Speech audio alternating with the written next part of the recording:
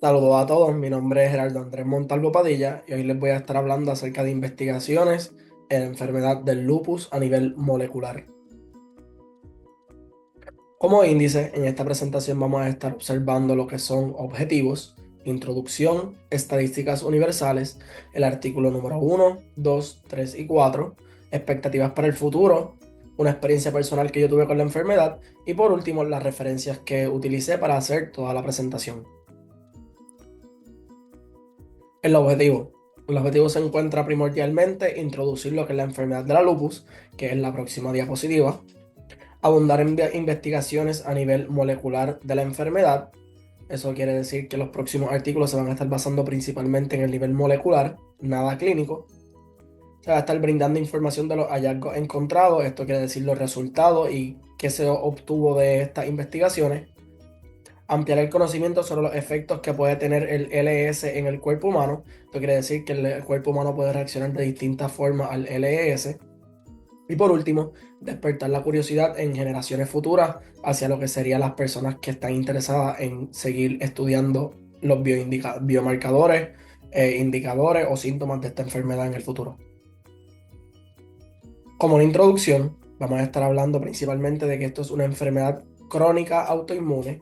Esto quiere decir que puede afectar cualquier parte del cuerpo, pero mayormente se enfoca en la piel y en las mucosas. ¿Cómo se localiza mayormente la piel y las mucosas? Pues se crean tubérculos ulcerativos que afectan lo que sería la célula hasta el punto de destruirla. Una de las características claves de esta enfermedad es que posee un sistema inmunitario hiperactivo. Un sistema inmunitario normal crea anticuerpos que combaten microorganismos, enfermedades u otras cosas que intentan entrar a nuestro cuerpo que no pertenecen aquí. Es hiperactivo porque empieza a crear anticuerpos de más. Estos anticuerpos de más lo que hacen es que empiezan a atacar los tejidos sanos, órganos u otras partes del cuerpo que no tienen que ser atacadas.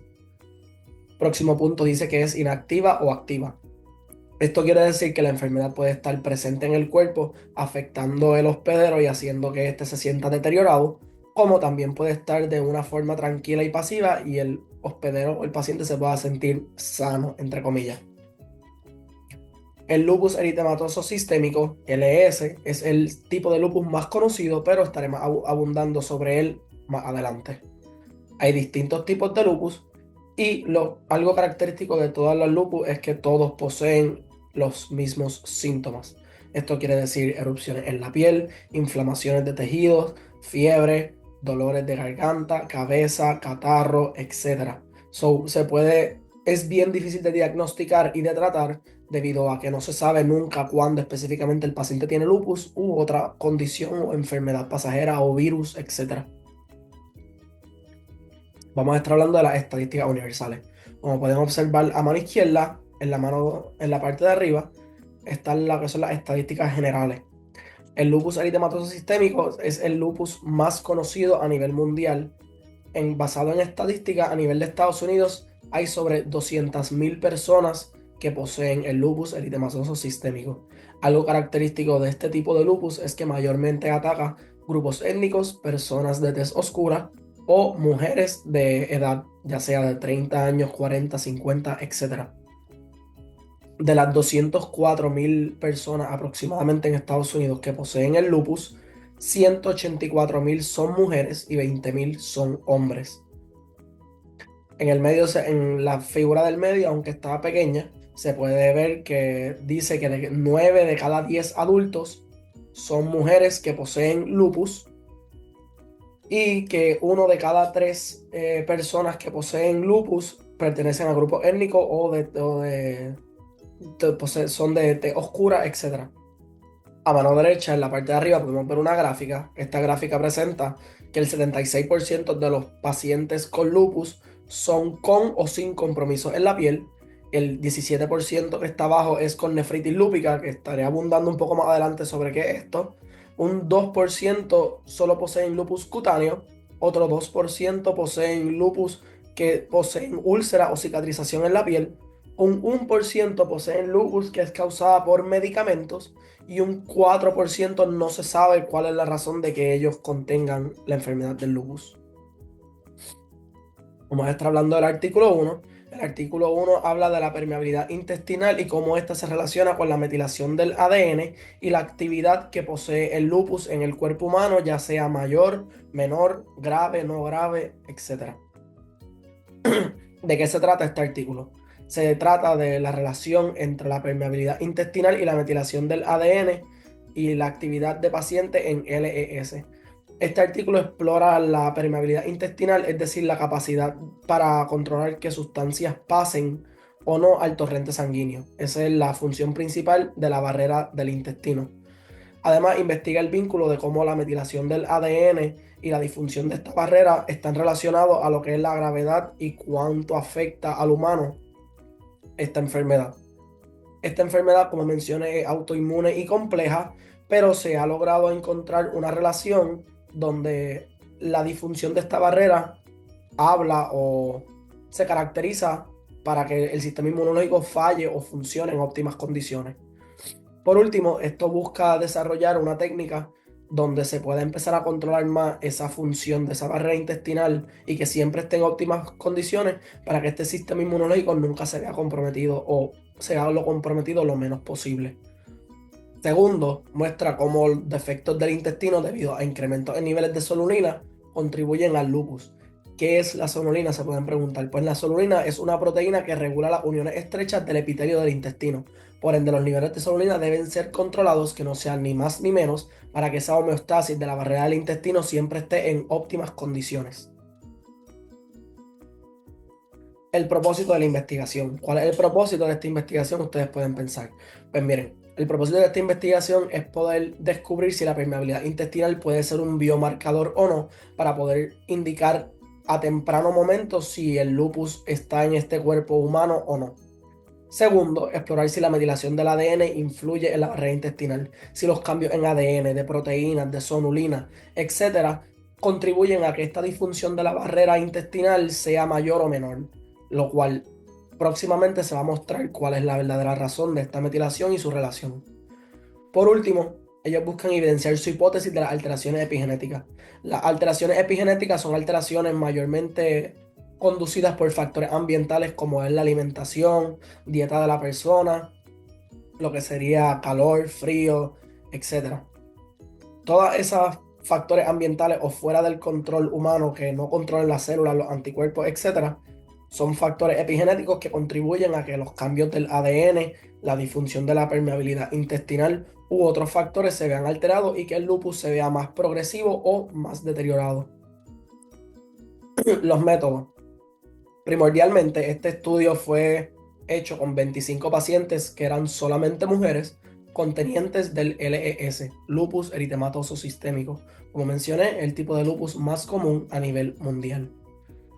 Se utilizaron una combinación de técnicas clínicas y moleculares como la recolección de datos, evaluación de permeabilidad intestinal, análisis de metilación del ADN y análisis estadístico. La recolección de datos clínicos se encargó de seleccionar pacientes con lupus, donde se le midió la actividad del lupus, o sea, cuán fuerte era la actividad en ese humano, para métodos estandarizados y ver cómo reaccionaba esa enfermedad en los distintos humanos y los distintos factores que ellos poseían corporalmente. La evaluación de la permeabilidad intestinal se midió utilizando biomarcadores específicos presentes en la sangre, como mencioné, la sonulina, que es la proteína reguladora del epitelio intestinal, para pruebas de absorción, ver cómo es de verdad que esa barrera funciona en cuanto al torrente sanguíneo y lo que pasa y lo que no pasa. Discúlpenme, estoy un poco enfermo. Los análisis de la metilación del ADN. Para identificar los cambios epigenéticos del ADN, se utilizaron niveles de metilación del ADN con muestras de sangre. Eso se extrayó sangre de todas las 25 mujeres enfermas y se implicaron secuenciaciones de ADN para la identificación de diferentes sitios donde se metile ese ADN en esas muestras de sangre o en el cuerpo humano y cómo la función intestinal brega con ese sistema inmune y esa reacción inmune en el torrente sanguíneo. Por último, el análisis estadístico lo que hizo fue recopilar todos estos datos y buscar la relación de los patrones de metilación del ADN y la disfunción intestinal que poseían estos pacientes con el lupus. Los resultados. Los resultados llevaron a que la permeabilidad intestinal y la actividad de la enfermedad estén proporcionalmente o directamente relacionadas. Se encontró una correlación significativa, ya que la actividad de la enfermedad posee unos niveles más altos de permeabilidad intestinal cuando el paciente posee lupus y cuando no. Por ende, como pueden ver a la mano derecha en la estadística, la sonolina está en el eje de Y, SLEDAI es el eje de X, SLEDAI significa la intensidad en la que los pacientes poseen la condición en su cuerpo humano y cómo los niveles de sonolina están variados en esas personas. Como pueden ver, hay personas que lo tienen en los 1000, 1250, llegando a los 1500, otras personas los tienen bajo 500. La gran mayoría lo tienen bajo 500. Lo que quiere decir es que estas personas con disfunción intestinal poseían un lupus menos intenso que las personas que lo poseían mayor en los niveles de sonulina.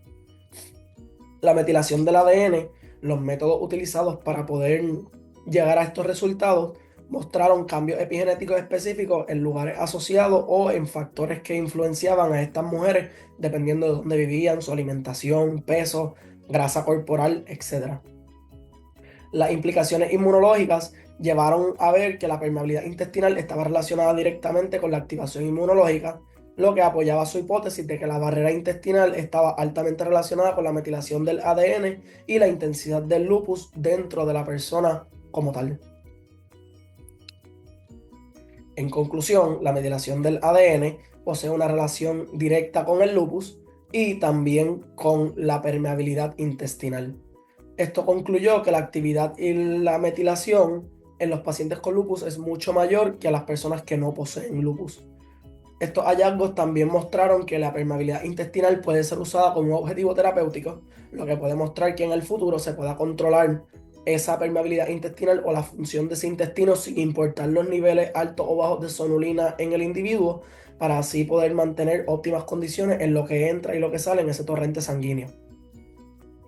Por último, los cambios epigenéticos poseen una disfunción en la barrera intestinal, lo que quiere decir que lo que nosotros comemos, lo que nosotros ingerimos, la grasa corporal, el ejercicio que hacemos, calor, frío, ambiente en el que nos desarrollamos, tiene que ver con nuestra microbiota y todo lo que poseemos en nuestro cuerpo y lo afecta directa o indirectamente, ya sea con un sistema autoinmune comprometido o con un sistema totalmente sano.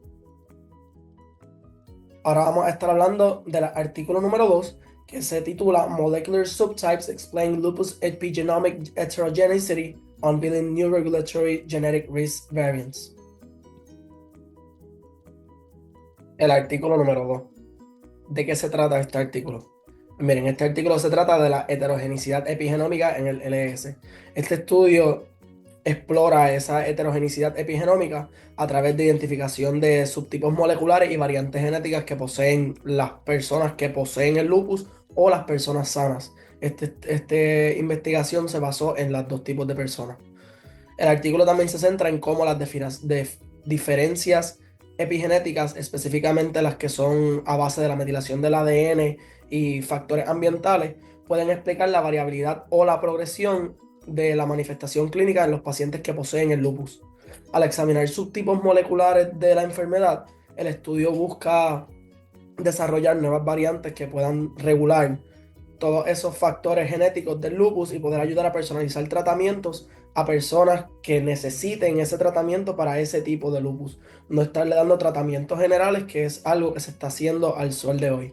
Al sol de hoy, todas las personas, sin importar la gravedad o el tipo de lupus que poseen, reciben el mismo tipo de tratamiento. El propósito de la investigación. ¿Cuál es el propósito de esta investigación? Pues esta investigación busca caracterizar subtipos moleculares de lupus. ¿A qué se refiere con esto? Es analizando datos epigenéticos y genéticos. Los genéticos se van a estar enfocando en los pacientes control, los pacientes sanos, y los subtipos moleculares epigenéticos se van a estar basando en los pacientes con lupus. Se van a estar identificando variantes genéticas. Estas variantes genéticas van a ser para ver un impacto en estos pacientes sanos y cómo ellos poseen ciertas cualidades que pueden ser pasadas a sus próximas generaciones en el árbol genético, o lo que puede ser para ellos mismos que pueden afectarle en algún momento desarrollar la lupus o hacer que un familiar descendiente de ellos posea la lupus en el futuro. Por último, se busca mostrar una comprensión detallada de lo que es los mecanismos de heterogenicidad en el lupus y cómo estos mecanismos pueden ser tratados de diferentes formas. Pueden ser unos tratados con un tipo de tratamiento, otros vistos de algún otro tipo de forma, o simplemente ser controlados e intentar mantenerlos en los niveles lo más bajos posibles. Los métodos. Este estudio primero hizo 213 pacientes con lupus y 221 pacientes control.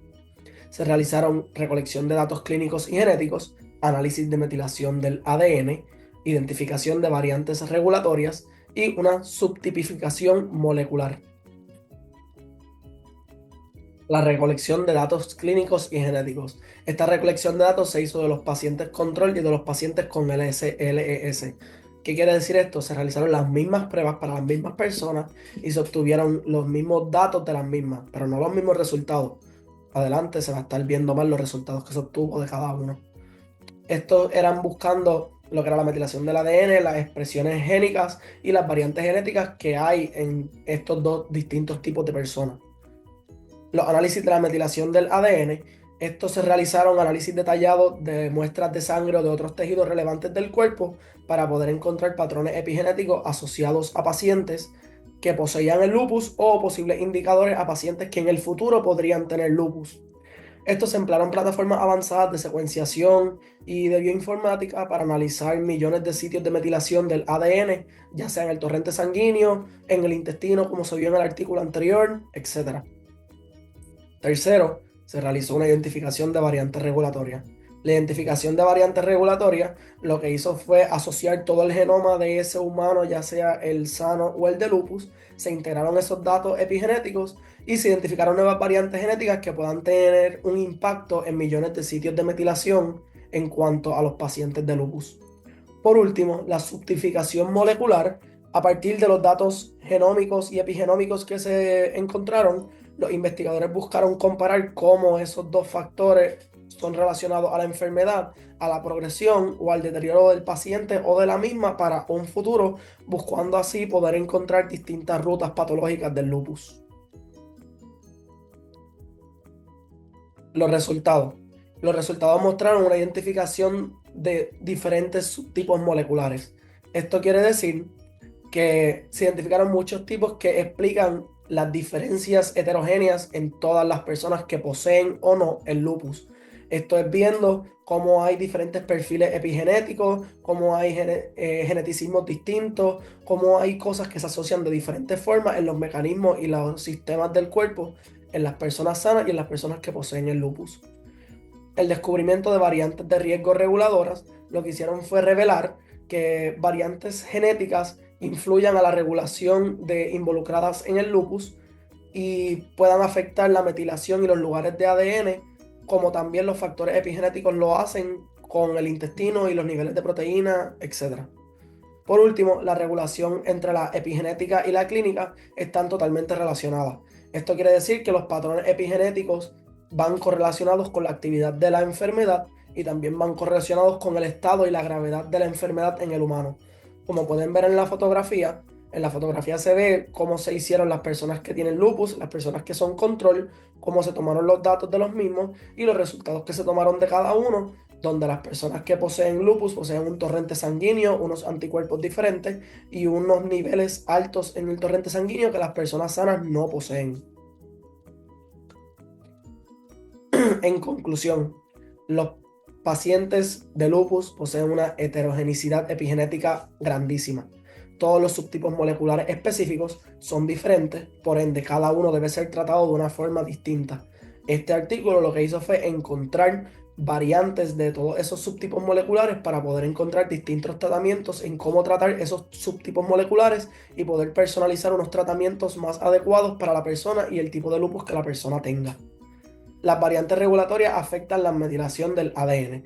Estas variantes regulatorias lo que hicieron fue expresar las genes clave para la lupus. Por ende, las personas que estaban sanas, se le encontraron en ellos distintas variantes que se encontraron en las personas con lupus, se compararon y se vieron que esas personas sanas sí pueden tener lupus en algún momento o podrían pasarla a su árbol genealógico, donde eventualmente el lupus podría ser una enfermedad transgeneracional en la familia.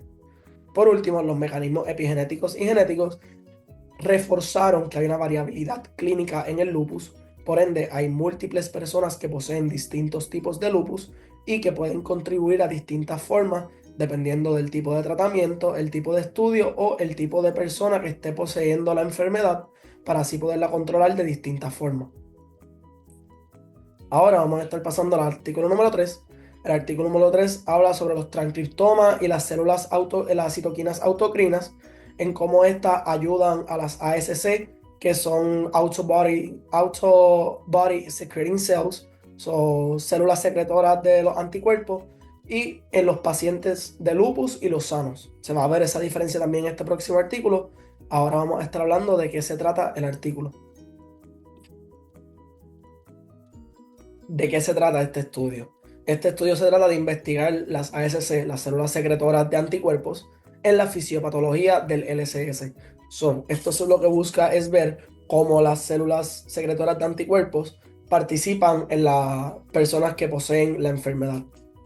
El artículo se centra en cómo distintos transcriptomas específicos, ya sea del mRNA o las citoquinas autocrinas, que son señales proteicas autogeneradas por nuestro cuerpo, permiten la maduración y la supervivencia de esta ASC dentro del cuerpo humano, ya sea en pacientes sanos o en pacientes con lupus.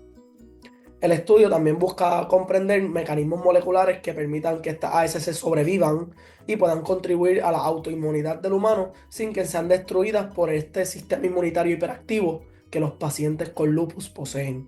Recuerden que los pacientes con lupus poseen un sistema inmunitario hiperactivo donde se crean más anticuerpos de lo normal. Por ende, si un anticuerpo está buscando combatir algo y el otro anticuerpo también, va a buscar lo que sería la selección natural o la competencia natural por cuál sobrevive y cuál combate y cuál no. Hay muchas ASC que mueren en pacientes con lupus, pero ahora más adelante se va a estar explicando mejor cómo es eso. Primero, el propósito de esta investigación. ¿Qué busca hacer esta investigación? Bueno, esta investigación busca ver diferentes transcriptomas de la ASC, comparándolas entre personas con lupus y personas sanas. Ver qué ASC las personas con lupus carecen, que las personas sanas tienen y viceversa, para ver cómo se puede contrarrestar ese efecto. Se busca describir las funciones de las citoquinas autocrinas. Las citoquinas autocrinas son conocidas por madurar y ayudar a la supervivencia de las ASC, pero todo eso no estaba completamente comprobado. Este estudio se centra en comprobar eso y poder reforzar esa teoría o hipótesis que ya estaba hecha. Por último, identificar mecanismos moleculares que autofaciliten o disminuyan los anticuerpos creados en este cuerpo, en los cuerpos humanos, discúlpenme. Esto quiere decir que lo que se busca es ver cuáles son los mecanismos que ayudan a crear anticuerpos o los mecanismos que matan anticuerpos, para poder así regularlos y que todas las personas con lupus puedan mantener esos anticuerpos lo más estables posibles y puedan combatir y poseer un refuerzo en su sistema inmune. Los métodos. Este estudio fue hecho con 119 pacientes que poseían lupus eritematoso sistémico y con 65 pacientes que no poseían la enfermedad. Se realizaron muestras de recolección de sangre específica, se realizó secuencia del RNA, análisis de las citoquinas y análisis funcional de señalización. Ahora voy a estar yendo en detalle un poco a poco dentro de cada uno de los subtemas. La recolección de muestras de sangre específicas se hizo en ambos casos de personas que están enfermas y personas que no están enfermas. Esta recolección de sangre, lo que se hizo fue sacar unas muestras de sangre para poder observar el comportamiento y la cantidad de ASC que hay en ese torrente sanguíneo de esas personas. La secuencia del RNA. La secuencia del RNA se utilizó para analizar los transcriptomas de la ASC, identificar diferencias que hay en los perfiles de expresión genética entre las células con pacientes que tienen lupus y los pacientes que son completamente sanos. El análisis de las citoquinas lo que hizo fue evaluar la citoquina autocrina por las ASC, ver cuántas citoquinas autocrinas hay por ASC para poder determinar cuán importante es su papel de regulación o cuántas citocinas autocrinas son necesarias para poder regular y promover la supervivencia de las ASC en los pacientes que poseen lupus. Por último, el análisis funcional de la señalización fue que se utilizaron varias técnicas de la bioinformática para poder identificar varias vías de señalización activas que sean críticas en pacientes con lupus que puedan deteriorar la supervivencia de lo que son las ASC en el contexto de la enfermedad y de la gravedad que poseen ellos. Entre los resultados, como pueden ver a mano izquierda, se pueden ver cómo las citoquinas autocrinas están entrando dentro de la ASC, cuánto pueden aguantar o cuánto pueden hacer que sobrevivan, y ahí se ven distintos casos en distintos pacientes con distintos niveles de lupus, desde los menos graves hasta los más graves, como esa citocrina y esa ASC trabajan en conjunto para poder ayudar a ese sistema inmune del paciente con lupus a ser reforzado y que el mismo siga en buen estado. Entre los resultados se encuentran los perfiles transcriptómicos distintos en ASC de pacientes con LS. ¿Qué quiere decir esto? Que las ASC en pacientes con lupus mostraron un perfil transcriptómico mucho distinto y único de los pacientes sanos. Los pacientes que tenían lupus tenían una ASC que incluían una sobreexpresión de genes relacionados a la supervivencia celular y la producción de anticuerpos. Esto quiere decir que las ASC, por más que sean, intentan combatir por su supervivencia, pero hay ciertos casos que no se les da la supervivencia y tienen que aguantarse un poco o tienen que utilizar las citoquinas autocrinas para poder reforzar su supervivencia. Las citoquinas autocrinas son clave para la supervivencia de las ASC. ¿Cómo se vio esto? Pues las ASC en pacientes con lupus fueron encontrados produciendo citoquinas que promueven la propia supervivencia de las ASC. Hay una citoquina autocrina específico o una ASC específico que es la IL6. Esta refuerza que la idea de las señales autocrinas son fundamentales para el mantenimiento de las células en pacientes que poseen el LS. Por último, las alteraciones en vías de señalización. Las ASC en lupus activaron vías de señalización involucrados en la maduración y en la supervivencia de la ASC. Esto quiere decir que particularmente aquellas medidas que son por citoquinas como la IL6 o la BAFF, que fueron dos que fueron sumamente estudiadas y utilizadas en esta investigación, sugieren que estas vías pueden ser blancos terapéuticos. ¿A qué se refiere con blancos? Pueden ser indicadores terapéuticos para futuros tratamientos y poder controlar esa producción anormal de anticuerpos que poseen las personas que tienen lupus. La foto aquí que pueden ver habla de la complejidad y la magnitud, como mencioné, de las células ASC en los pacientes que poseen lupus, dependiendo de la gravedad del paciente y de la enfermedad en el paciente. En conclusión, este estudio proporcionó una visión bien profunda de lo que era la ASC en pacientes con lupus y que tienen perfiles transcriptómicos distintos. Están influenciadas por citoquinas autocrinas que promueven la supervivencia de la ASC. Por ende, este estudio cumplió con uno de sus objetivos, que era poder ver cómo las citoquinas autocrinas contribuyen a la supervivencia de la ASC a largo plazo. Mediante vías de señalización alteradas, se promovió la maduración y la supervivencia de la ASC. Cuando se tomaron las dos muestras de sangre, se vieron cómo las citoquinas autocrinas funcionan con la ASC y se empezaron a inyectar más citoquinas autocrinas para ver cuántas eran necesarias dependiendo la magnitud de la lupus en la enfermedad del paciente. Por último, tenemos lo que sería la citoquina autocrina, que ofrece nuevas perspectivas para desarrollar terapias, como pueden ser tratamientos inyectados de citoquina autocrina, podrían ser terapias nasales, etc. Buscar formas que en el torrente sanguíneo entren esas citoquinas autocrinas en los pacientes de lupus para promover la generación de las ASC y que las mismas permanezcan reforzando ese sistema inmune de los pacientes enfermos. El artículo número 4. El artículo número 4 habla del Advancing Point of Care Diagnosis, Digitalizing Combinatorial Biomarker Signals for Lupus Nephritis. Mencioné al principio que había un tipo de lupus que era la nefrítica. La lupus nefrítica se basa en personas que poseen ese sistema renal bien afectado, bien dañado por culpa de la lupus. Esto quiere decir que el lupus lo que hace es afectar el sistema renal o los riñones en estas personas, haciéndole muchos fallos y muchas reacciones en el cuerpo humano. ¿De qué se trata este estudio? Este estudio se trata de un desarrollo de tecnologías avanzadas para el desarrollo de la nefritis lúpica, lo que significa que es una complicación más grave del lupus eritematoso sistémico. La nefritis lúpica es un subtipo de LES. mucho más grave, el paciente está mucho más deteriorado. En particular, se centra en la digitalización y el análisis de señales combinatorias que puedan ser biomarcadores para estos pacientes antes de que lleguen a la parte de la nefritis lúpica. Por último, el objetivo mayor de esta investigación o de este artículo era mostrar innovaciones de biosensoría en distintos biomarcadores que poseen los pacientes con nefritis lúpica para poder así ser catalogados a temprano momento y ellos no sufran lo que tengan que sufrir o se les agrave la lupus. El propósito de la investigación.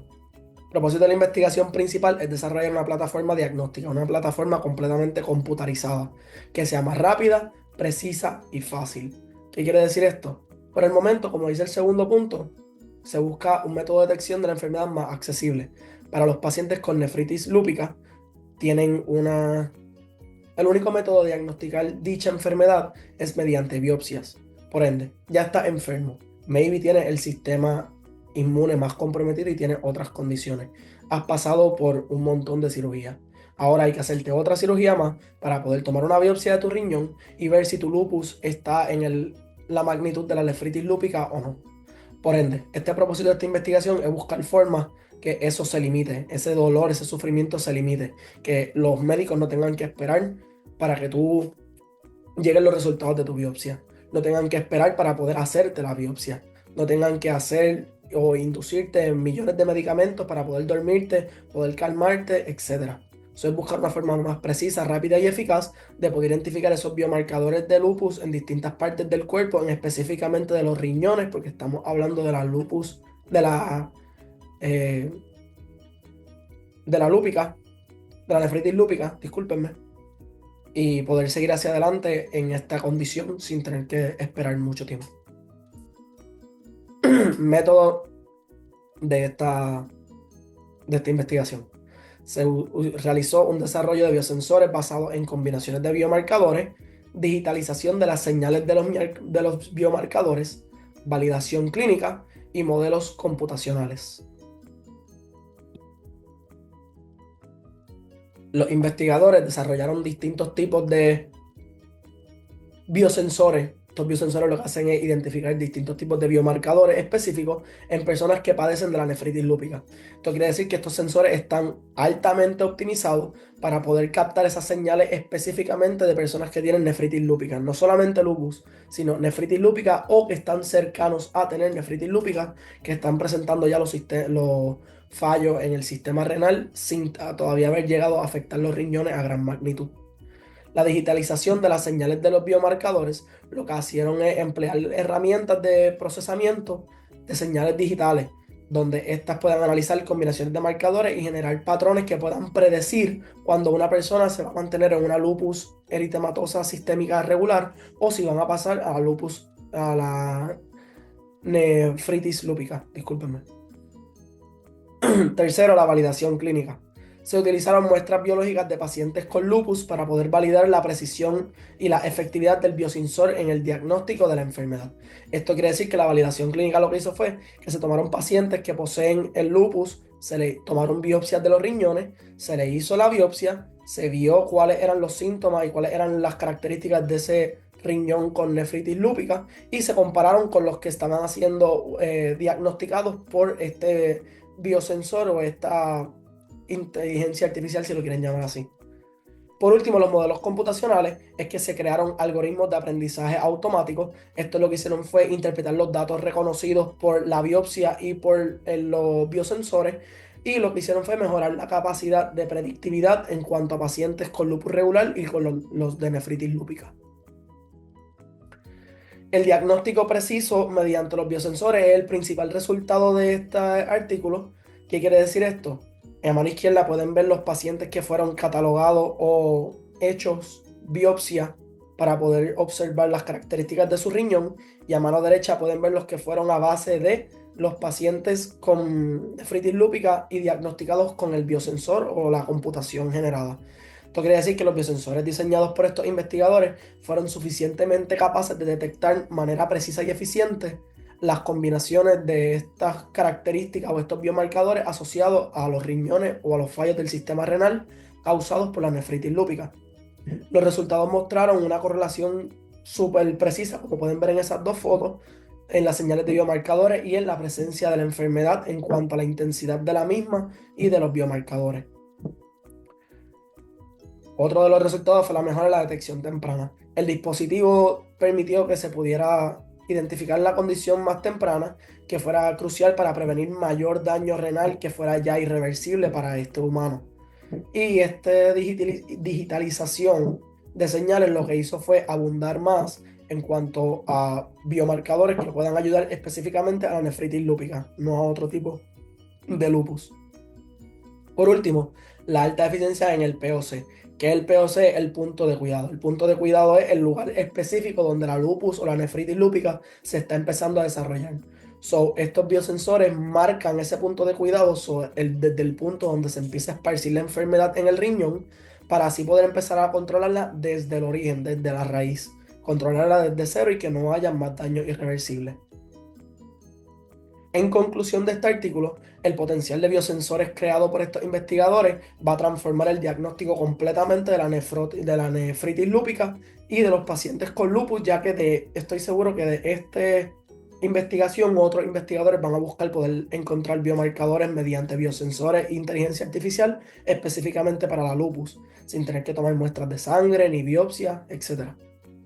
La plataforma desarrollada creó un método de diagnóstico rápido, eficaz y no invasivo, y fue comparado estadísticamente mediante la biopsia y los biosensores capturados en la computación. Por último, el mayor resultado o el mayor impacto que tiene este artículo para la ciencia es que el avance hacia la tecnología de diagnóstico va a ser muchísimo mayor, ya que va a reducir los gastos y las operaciones dolorosas para estos pacientes que no necesitan pasar más dolor del que ya están pasando o sufrir más de lo que ya están sufriendo. ¿Cuáles son mis expectativas para el futuro sobre esta enfermedad? Mis expectativas para el futuro es obtener una reducción en los pacientes con lupus en estado crítico. Esto quiere decir que todos estos biomarcadores con sistemas computarizados, biosensores, etcétera, amplíen la gama de conocimiento y la gama de deseo que tienen las personas por poder controlar esta enfermedad, y que las personas no lleguen a un estado crítico que sea irreversible y los lleve a la muerte o a distintos tipos de resultados que los hagan privarse de tener una vida sana y regular. Segundo, me gustaría que se sigan hallando métodos o indicadores tempranos que traten la enfermedad desde el principio sin tener que llevarla a un nivel de cirugía, biopsias, etc. Por último, me gustaría que se encuentren otras posibles componentes que aporten a la mejoría o el deterioro del lupus, como lo fue el estudio que encontró que los niveles de sonulina están asociados a la lupus, la permeabilidad del intestino también, etc. Me gustaría que se encuentren otros factores dentro del cuerpo humano que ayuden a que la lupus sea más controlada. Mi experiencia personal con el lupus. Cuando fui pequeño, fui a un quinceañero, tenía como 17, como 7, 8 años aproximadamente. Caí en el hospital por una erupción cutánea severa donde me picaba todo el cuerpo, tenía un montón de ronchas, lo cual eso es uno de los síntomas del lupus. Esas ronchas por todo el cuerpo me picaban, estuve como 3 días forrado en ronchas completos desde cabeza hasta los pies. La circulación de las medias me hacía que me crearan más ronchas, el elástico del pantalón. Ahí empezaron a pensar que mis anticuerpos, mi sistema inmunitario tenía problemas de coagulación, etcétera, y empezaron a crear como que teorías o hipótesis de que yo podía tener lupus.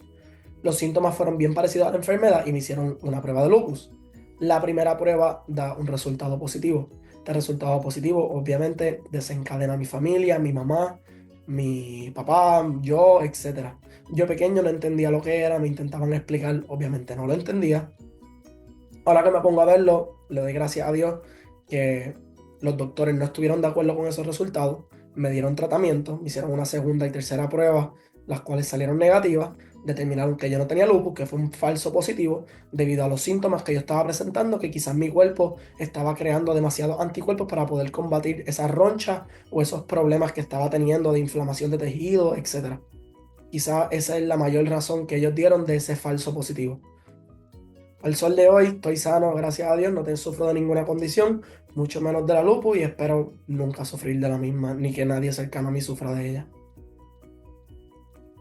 Como pueden ver aquí, estoy haciendo referencia a todos los artículos que utilicé con sus respectivos autores y las fuentes de donde fueron sacados. Artículo 1, artículo 2, artículo 3 y artículo 4 están en ese mismo orden respectivamente. La referencia a fuentes externas para las fotografías de las estadísticas universales, y para la introducción utilicé el CDC, utilicé los datos estadísticos de lupus de la Fundación de América de Lupus, y también utilicé una página de estadísticas llamada Statista que hablaba de los tipos de lupus, y lo de las estadísticas de 9 de cada 10 adultos son mujeres con lupus. Aquí estoy haciendo referencia a fotografías y fuentes externas que utilicé para poder hacer que mi presentación se viera un poco más llamativa, dándole crédito a cada respectivo autor por hacer públicas sus imágenes. Gracias por su atención. Aquí está mi información y mi nombre completo. Cualquier duda o pregunta, por favor de dejarme saber. Muchísimas gracias por todo y espero que les haya interesado mucho el sistema de la enfermedad del lupus.